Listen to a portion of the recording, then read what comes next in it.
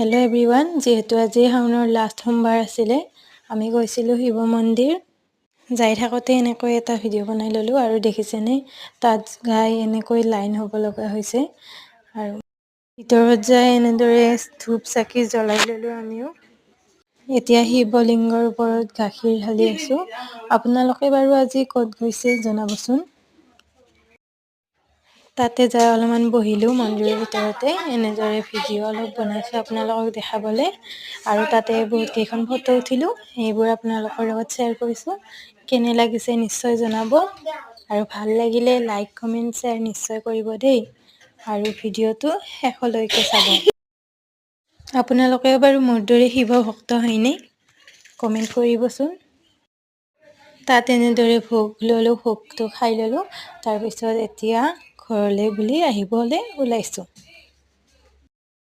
আপোনালোকে মোৰ ভিডিঅ'টো কেনে পালে জনাব দেই। আজিলৈ ইমানেই, বাই।